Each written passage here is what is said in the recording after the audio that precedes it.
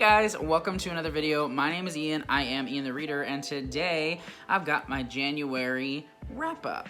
You guys, I did good this month. I was good. I was a good reader, booktuber, in that I really did a good job of sticking to my January TBR. If you have been watching my channel for any length of time, you've probably seen one of my TBR videos, and you may have seen one of my wrap-ups in which I'm like, I didn't read my TBR, sorry guys. Normally I'm like a 30% kind of guy where like I will read about 30% of my planned TBR, and then the other stuff I read is just like random crap. Well, news for you, in January, every book, I'm pretty sure every book that I said I was going to try and read, I either finished or I started and am currently reading. Who am I? Not only that, you guys, I managed to finish 3 additional books that were not even on my TBR. Like, whew. What is going on? I don't know. I'm hoping this is a good sign for 2022, that I'm gonna really make plans and commitments and stick to them while also just reading stuff that I enjoy. I am very pleased with the fact that I stuck to my TBR. But like I said, no pressure. Like, this is a fluke probably. Come February, I'm probably gonna read like random crap and you're gonna be like, what the heck? Why did Ian even make a TBR? And whatever. I'm pleased with January. We'll see what February holds. But anyway, I did manage to finish 8 books in January, which is pretty dang awesome. I am very pleased with the stuff that I read. I didn't love all of it, to be honest. I had 1 5-star, which we will get to, and the rest were like in the 3 to 4 range for the most part. I had 1 4.5, I think, and like 1 2.5, so kind of all over the place, but I'm glad I got 1 5-star at least, and I really had a good time with most of what I read. There are 2 books that I am still currently reading, like focused very heavily on reading, that were on my January TBR, those being The Pillars of the Earth by Ken Follett and Anna Karenina by Leo Tolstoy. Those are big, huge, massive books. I think one is like 900 and something pages, and the other's like 800 and something pages, so they are both very long, and I am taking my time with them. I'm about 150 pages into each, I would say. I was physically reading both of them, but honestly that's just not going to work with the amount of time that I have, so I am physically reading Anna Karenina, and I have switched to audiobook for The Pillars of the Earth. So I'm hoping to knock both of those out in February, but I just wanted to update you guys on that because I did read those in January. Alright, so without further ado, let's go ahead and jump into the books that I did complete in the month of January. Oh, I'm lying, we have one further ado. Let's talk tea. So I've got my cat mug again because I don't have that many mugs. I'm really not going to talk about mugs when I'm talking about tea anymore because you've seen pretty much all the cool ones. Everything else is just like your basic mug. So here we have my cat mug, and my wife, my super sweet and wonderful and amazing and beautiful wife, gave me my Valentine's Day present early because she thought I could use it because I've been really getting into teas. She got me this really cool electric kettle and this huge like pack of tea. So like I have so many different hot teas right now. I'll probably be talking about a different one in every video because I have so many to try and love. And honestly, I probably won't need to buy any more tea for the rest of the year. Will I though? Yes, because if I see like a flavor that I just can't resist, I'm gonna try it. Because tea's so cheap too, like why not? But anyway, today I'm drinking Ceylon in India from Harney & Sons. It's like an orange black tea. It's really nice, honestly. It kind of, the orange is really subtle. The black tea is definitely more present. It kind of feels almost like an English breakfast tea with just like a hint of orange spice. I'm into it. I like it a lot. All right. No more ados, let's go ahead and get into the books. I'm gonna go ahead and talk about the books in the order that I read them, just because that makes the most sense to me. So, the first book that I did finish in January is Boy's Life by Robert Mccammon. Robert R. Mccammon, I guess. I've seen it both ways. But, yes, this was a carryover from December. It was one that I really wanted to read in December, but I'm glad that I didn't because it would have probably thrown off my top 10 for the year because this book is amazing. It lived up to my expectations and went beyond them. It was music to my ears. It was magical and powerful and amazing and incredible. And yes, this book, it's like your classic coming of age vibe kind of thing about a young boy growing up in his town with his friends and just going through the experiences of you know, kind of losing your innocence a little bit and being young and just kind of the magic of that sphere of living in youth a little bit, you know, where you're certainly a little bit naive, you don't have a clear understanding of the world yet, but you're kind of starting to get a better understanding. It's a lot to do with like first experiences and things like that. But yeah, this book, it's like you take, okay, The Sandlot. You've probably seen The Sandlot, right? You know how that just feels like a summer movie, like about being young and being in a group of friends and experiencing life and things like that, and it's really beautiful. It's like that, but add like a flair of magical realism, a tiny bit of horror as well, and a mystery thriller kind of aspect as well. Like, this book is like my perfect kind of book. I am so glad that I read this book. I had a really, really strong feeling it was going to be 5 stars, and it definitely was. I will be shocked if this isn't in my top 5 for the year, at least, to be honest, because this book, this is me in a book. It was perfect. I loved it. Not saying I'm perfect and I guess I love myself, you know, positivity, all that jazz, but what I'm saying is, if you want to know what I love in a book, this is it. Second book that I finished in the month of January is Reckless Girls by Rachel Hawkins. I actually got an ARC of this from NetGalley, and I only got this physical copy to hold it up, which I don't know why I did that, because there's going to be books that I'm not holding up anyway, but don't question me too much because all of my logic falls apart. It's really bad. But Reckless Girls by Rachel Hawkins is a mystery thriller about this woman and her boyfriend who are hired by these 2 women to take them to this island. They want like this island experience, but like in this really more like isolated, kind of like nobody knows about it place, and things do not go well. They go well at first, but then they don't stay going well, which is, you know, your classic mystery thriller setup. There were some pretty good twists in here, but to be honest, I didn't like any of the characters, and it was just kind of like boring at times. Like, some parts of it were interesting to me, but not all of it, and just the conclusion felt a little bit lackluster in my personal opinion. It just didn't go all the places that I really wanted it to, and yeah, it was okay. This was like a 3, maybe a 3.5 star for me. It was all right. I had fun with it. It's definitely like a fun beach kind of mystery thriller where like don't expect a lot out of this book, and you might have a good time. All right, so the second book that I finished in the month of January is the Copenhagen Trilogy by Tove Ditlevsen. I think that's how you pronounce it. I should know because her name was said in the audiobook like a bunch of times, but I am who I am. But anyway, this is... Okay, so the cover got my attention with this one, you guys. I saw it on Instagram, and I was like, what the heck is this book? And so I looked it up, and essentially, this is autofiction. It's technically like nonfiction, but it definitely like blurs the line between nonfiction and fiction, to be honest, just because it feels like a story. It's very much like a narrative kind of thing. And what this is, it is by Ditlevsen, and she is writing her story in 3 parts. That's why it's called the trilogy. So I think it was actually also originally published in 3 parts, but this was a combination of all 3. So the first is childhood, the second is youth, and the third is dependency. And it is basically this woman who, she's a Danish poet and writer, and she reflects on growing up poor in her community and what that was like with her family and things like that. And then she talks about her youth and how she kind of came of age and her experiences becoming a young woman and falling in love and the mistakes she made and things like that, and what ultimately lead her into a certain relationship, which leads into dependency, which is when she battles a drug addiction that she faces. And honestly, like, I mean, I have a hard time even like articulating my thoughts on this book because it impacted me very strongly, very profoundly. It is hard to read at times, to be honest, because you get this very, very personal perspective from this woman, because it is her telling her own story and her struggle with addiction. And the thing about this, oh man, this just broke my heart. Like, this book originally came out in the 60s, I believe, or that's when she wrote it. And so she's been dead for a while, you know, and don't look up her page because you don't get to the end of her story in this novel. And so at the end of it, I say novel, it's not even, like I said, it's not a novel, it's her memoirs. At the end of it, I finished and I was like, okay, what happened? Because it, you know, she was still alive when she wrote it, and I looked up what happened, and I don't recommend it because it's just gonna break your heart. Yeah, but this work was really, really powerful.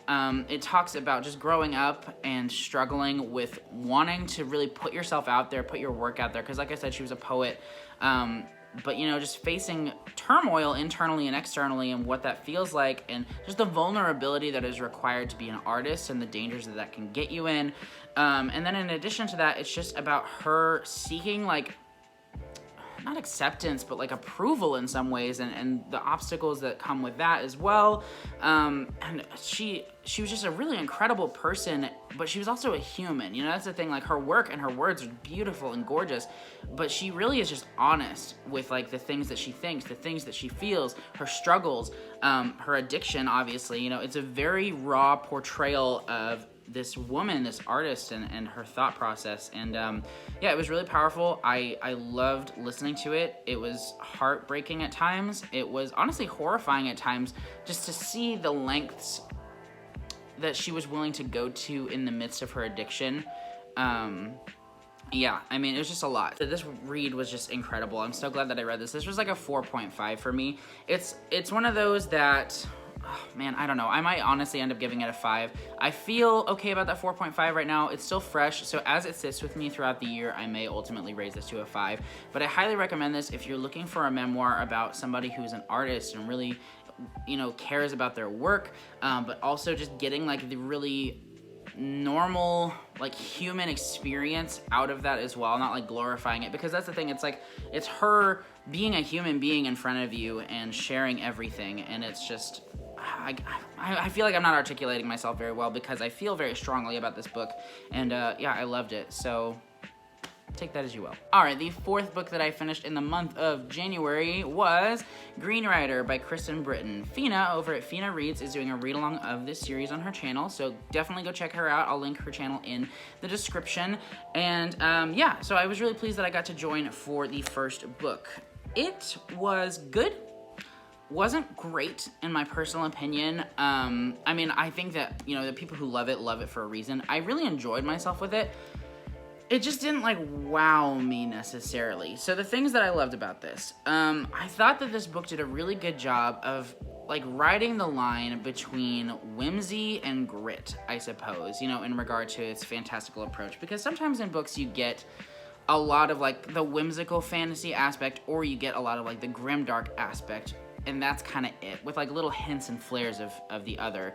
But with this book, there are certain aspects of this that are just truly whimsical. Primarily, there were some characters that just felt almost like out of a children's story with how lighthearted they were, how engaging and interesting and just unique and out there they were, those being the Berry sisters. If you've read the book, I love the Berry sisters. I could read a whole book just about the Berry sisters. But there's that, but it's balanced out with some really dark stuff, whether that is, you know, violence or death or misery or loss of family members or attempted assault or whatever. Like, it's a balance between the both so strongly that, like, this book kind of has a lot of everything. The reason that it didn't hook me as much, one, is because I just wasn't really attached to the main character, which, like or dislike, I have to feel a certain level of attachment to a main character to really care. And I wasn't crazy about her, to be honest. And then in addition to that, the plot starts out really strong, in my opinion, and then it stays strong for a minute, and then it lulls. And then it picks up at the end for sure, and it definitely went a lot of places and kind of is leading into a lot that intrigues me about the rest of the series. However, the pacing was just a little bit not consistent for me, and that's another thing that I really like in a book. Not necessarily that it needs to stay like amping up the whole time, but there has to be something that keeps me focused on the story. If it's not the plot, it has to be the characters. And like I said, the main character was just okay for me. This does have multiple perspectives, though. The thing is, it really focuses primarily on your main character, and you just get little side chapters from different characters' perspectives to get a little bit bigger of a scope and a bigger understanding of what is going on in this world and in this kingdom of, or whatever. And I liked that, but like I said, I just needed a little bit more to attach myself to. I think I will definitely be continuing on with the series. I'm still not sure if I'm gonna be able to fit the rest of the series in month by month, but I'm glad that I read Green Rider at the very least. I think this was 3.5 stars for me. Fifth book I read for the month was Trials Blade by Sebastian de Castell, the first book in the Great Coat series. If you haven't seen it yet, on Tuesday I did post a reading vlog of the first book, just the first book, even though I had originally intended it to be the whole series because I apparently thought I could read the whole series and not have to follow up on my commitments to these buddy reads that I did this month. So yeah, that didn't happen, but I did read book 1 and I had a great time with it. This was a 4-star for me just because of a few nitpicks that I had that felt worthy of, you know, deducting half a star for each of my 2 like main nitpicks. However, this book was just a lot of fun. And this is one of those things where it kind of, in the same way as Green Rider, balances the line a little bit between lighthearted and heavy-hearted, I guess. But at the same time, it's not the things that are happening with this one, because with the other one, there was just some funny out there, you know, like weird dialogue. But the thing with this one is, a lot of crap happens, you know, like a lot of dark stuff happens, like constantly. But it's really just the three main characters have so much heart that they like make every situation, no matter how dark it is, they carry with them their like so much personality that you find yourself like laughing and smiling even while like some serious stuff is going on. And that's why this book really worked for me, is because while the world is really dark and the circumstances that these characters are going through are really dark, they maintain a lightheartedness that is just so genuinely enjoyable, like it is. And so I love just reading about the three main characters and about this world and about the system of government that is in place in the story. I think it is so unique. I love the things that Castell did with it, and yeah, I'm just so excited to continue with the second book. Maybe in February, maybe not. I've just got so many moving parts when it comes to my life and the books I want to read, so at some point I will definitely continue. I will finish the series in 2022. I just don't know when. The sixth book that I completed is House of Earth and Blood, Book 1 in Crescent City by Miss Sarah J. Maas. And I didn't hate it, but I mostly hated it. So this book is massive, and my goodness, does it not need to be. I have been talking about this book. I buddy read this with my aunt, and I've been talking to her about it, and I've been talking to some people on Instagram about it, and honestly, this girl needs like a better editor, like a more strict and harsh editor, because there was so much stuff in here that was just unnecessary. Whether that was tons and tons of detail that didn't add anything to the world, really didn't add much to the plot, and just like really could have been trimmed. Like this book could have been 100 pages shorter, easy. Maybe even like 150, 200, to be honest, in my opinion. And in addition to that, so Sarah J. Maas thrives upon this community of readers who, I'm not judging. If this is for you, go you, because people should read whatever the heck they want. But they love just like the sexuality of these characters in this world and all that, and it sells. You know, I get it, and people love it, because if you have not seen this on Goodreads, it has like a 4.45, I think, which is stupid high. But it's just not for me, and like that's what it is. Like, there's just so much sexual tension and random sexuality in scenes that don't call for it. Like, everything is sexual. Every character interaction feels like it's sexual. There's a lot of purring. There's a lot of smirking. There's a lot of strutting and talk of curves all over the place. Everybody's got crazy curves, and they're all really, really freaking attractive. And it's like, I don't mind intimacy in books.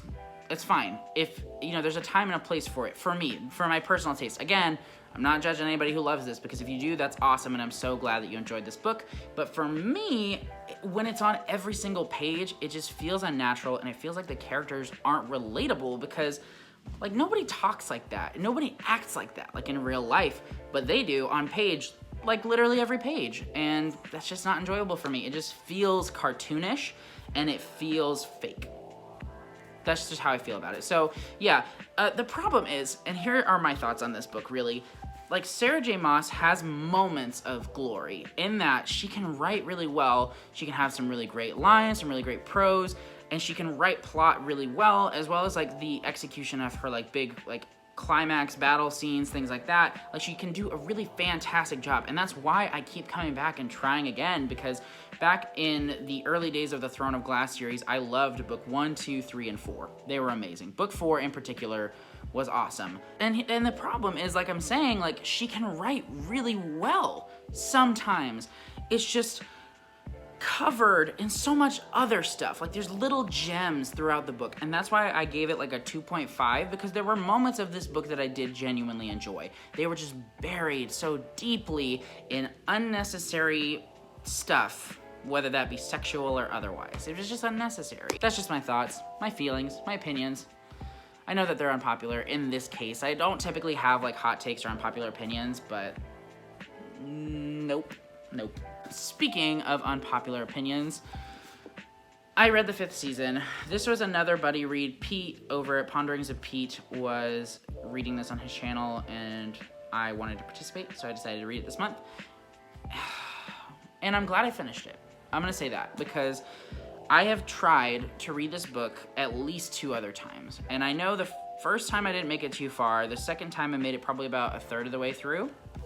And when I was at the 50% mark, I was very close to DNFing this book. Not because of the writing, because I do think it is well written and there's a lot of character here. The problem is I just had such a hard time connecting with this story. Maybe that's partly because of the narrative choices that N.K. Jemisin made, or maybe not, I don't know. But for some reason, I just could not connect with this story and these characters. And so I almost DNF'd it, but I pushed through. And I'm glad I did, because I can now say that I've read it. I read the 5th season, and I'm giving it 3 stars. So, I'm sorry. I wanted to love it. I did. And the final book that I finished in the month of January is A Flicker in the Dark by Stacy Willingham. I also have a NetGalley arc of this one, but the funny thing with this is I ordered this from Book of the Month, then I saw it was still on NetGalley, and I was like, yeah, I could use a digital copy of this. And so I ordered that, and then I ended up listening to the audiobook anyway. So I have the physical copy, the digital copy, and I listened to an audiobook. So, but anyway, thoughts on the book. This is another 3, which is not bad. Like, it's not bad. 3 is not bad. It's like on the edge of good and bad, in my opinion. I know 2.5 is technically in the middle, but for me, like, a 3-star is like right in the middle, where I didn't love it, I didn't hate it. Anyway, not the point. Yeah, so my issues with this book. I talked about this a little bit in a review that I posted on Instagram, but I had a few issues that really bothered me. First of all, okay, so this story involves a woman named Chloe, and essentially when she was a child, her father was arrested because he apparently killed a bunch of people, a bunch of young teenage girls, and so he's a serial killer, and they arrested him, and he's been in jail for like 20 years, and that basically ruined her life in some ways. It messed up her mom, and it threw her whole family dynamic with her brother out the window, and everybody knew about it, and so it was just a mess. But now it's like 20 years later, she's doing great, she's got a house, she's got a fiance, she has a really great job and career, things are looking great, until young girls, teenage girls, start being kidnapped and killed again, and it's the same kind of like pattern and situation as what happened with her father. And so there are a lot of parallels between the past and the present, and she just is over-medicating herself, and so she is not necessarily reliable, and things go from there. That's the setup. The things that I didn't like about this book. Okay, so first off, it is just rife with genre cliches. First off, we have the unreliable narrator. Second off, we have the female protagonist who is over-medicating herself. Third, we have the dysfunctional family dynamics. Fourth, we have the other things that I know bothered me that I can't think of right now, but they were definitely here.